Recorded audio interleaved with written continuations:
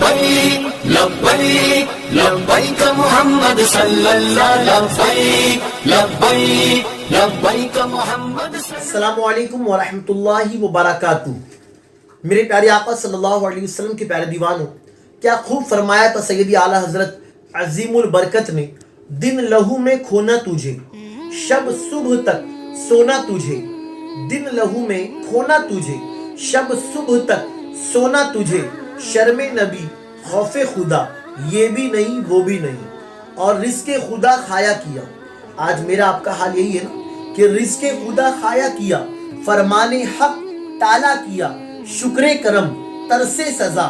یہ بھی نہیں وہ بھی نہیں۔ میرے پیارے آقا صلی اللہ علیہ وسلم کے پیارے دیوانوں، اللہ کے حبیب دانے غیوب صلی اللہ علیہ وسلم ارشاد فرماتے ہیں کہ 3 لوگ ایسے ہیں جو قیامت کے دن جنت تو دور کی بات ہے، جنت کی خوشبو تک سونگھ نہیں پائیں گے۔ اللہ اکبر۔ جنت کی خوشبو حدیث مبارکہ میں آتا ہے کہ 500 سال کی مسافت سے بھی آئے گی، لیکن وہ لوگ کتنے محروم ہوں گے، وہ لوگ کتنے کم نصیب ہوں گے کہ جنہیں جنت کی خوشبو تک میسر نہیں ہوں گی۔ کیا آپ جاننا چاہتے ہیں وہ 3 لوگ کون ہیں؟ تو میں آپ کو بتاؤں۔ نمبر 1، میرے آقا علیہ السلام فرماتے ہیں کہ وہ شخص جو اپنا نسب کسی اور کی طرف بڑھائے، یعنی اپنے باپ کے علاوہ کسی اور کو اپنا باپ بنائے، اور پھر وہ اپنے آپ کو کسی اور کی اولاد کہلانے پر فخر محسوس کرے، تو ایسا شخص جنت کی خوشبو تک پا نہیں سکے گا۔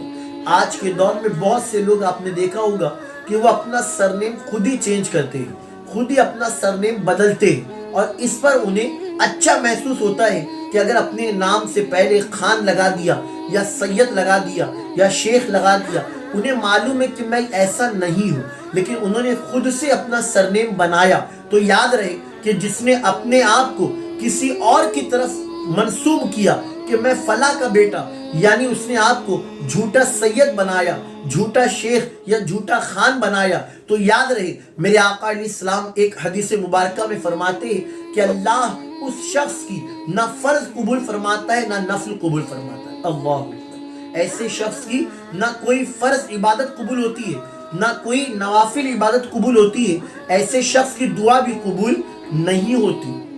میرے پیارے آقا صلی اللہ علیہ وسلم کے پیارے دیوانوں، نمبر 2، میرے آقا علیہ السلام فرماتے ہیں وہ شخص جو میری طرف جھوٹ باندھے اور لوگوں کو وہ بات سنائے جو میں نے نہ کہی ہو۔ آج بہت سے لوگ آپ دیکھیں باتوں میں کہتے ہیں کہ میں آپ کو بتاؤں یہ حدیث میں،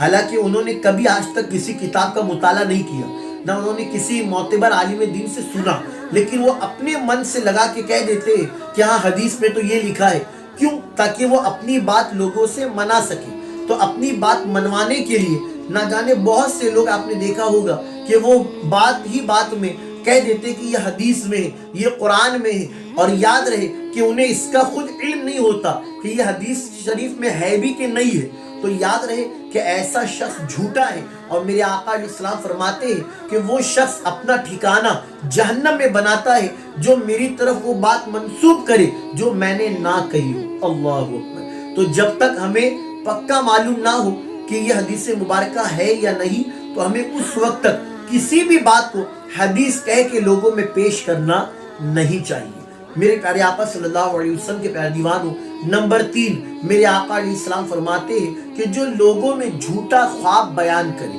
آج آپ نے دیکھا ہوگا بہت سے لوگ اپنی واہ واہی کے لیے نہ جانے کیسے کیسے خواب گڑھ لیتے ہیں اور لوگوں میں سناتے پھرتے ہیں کہ میں نے کل رات یہ خواب دیکھا، میں نے رات میں خواب میں دیکھا کہ فلاں بزرگ آئے تھے، انہوں نے مجھ سے یہ کہا۔ تو یاد رہے اگر آپ واقعی اپنے قول میں سچے تو بات الگ، لیکن تب بھی چاہیے کہ لوگوں کو سناتے نہ پھریں کہ میں نے یہ دیکھا، میں نے وہ دیکھا، اور پھر یہ سوچے کہ لوگ میری تعریف کریں گے، آگے پیچھے گھومیں گے، لوگ میرا نام عزت سے لیں گے۔ تو یاد رہے اگر آپ نے کوئی خواب اچھا دیکھا بھی ہو تو آپ اسی سے کہیں جو آپ کا قریبی ہو، کسی نمازی مسجد کے امام صاحب سے کہے، کسی نیک شخص سے کہے، لیکن ہر ایک کو کہتے پھرے نہ۔ اور اگر آپ نے کوئی خواب نہ دیکھا لیکن آپ نے یہ سوچا کہ میں دوست کو کہہ دوں گا کہ میں نے کل رات میں خواب میں یہ دیکھا، مجھے یہ بشارت ہوئی، مجھے یہ حکم ہوا، تو یاد رہے کہ اگر آپ اس بات پر جھوٹے تو پھر آپ صرف گناہگار ہی نہیں بلکہ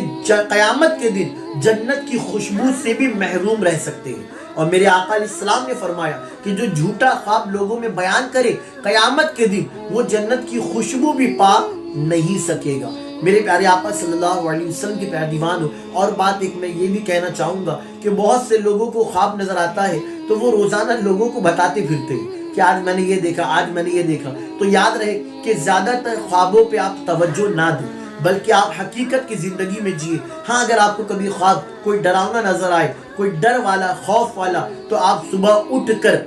غوث پاک کے نام پر فاتحہ دے دیں۔ اگر آپ کو خواب ایسا نظر آئے کہ آپ کو لگ رہا ہے کہ کوئی دشمن ہے، آپ کو سانپ نظر آئے، تو آپ جب خواب سے بیدار ہو، یعنی جیسے ہی آپ کی رات میں اور آدھی رات آپ کی آنکھ کھلی، تو آپ فوراً بائیں طرف یعنی الٹے بازو کی طرف 3 مرتبہ اعوذ باللہ من الشیطان الرجیم، اعوذ باللہ من الشیطان الرجیم 3 مرتبہ پڑھے اور بائیں طرف تھو تھو تھو کر دے۔ تھوکنا نہیں ہے، صرف تھو تھو تھو کرنا ہے اور پھر کروٹ بدل کر سو جائے، لیکن اپنا خواب زیادہ تر لوگوں میں نہ بتائے اور خواب کے بارے میں دن بھر سوچتے نہ پھرے، ورنہ بہت سے لوگ سوچتے رہتے میں نے یہ دیکھا، یہ دیکھا، ایسا ہوگا، ایسا ہوگا، پھر ان کے ساتھ ویسا ہو ہی جاتا ہے کیونکہ وہ اسی پر بالکل اپنے ذہن کو دوڑا دیے تھے۔ تو یاد رہے کہ ہمیں چاہیے کہ ان ساری باتوں کو یاد رکھیں جو میں نے آپ کو اس ویڈیو میں بتایا، اور لوگوں میں خوب اس ویڈیو کو شیئر کریں،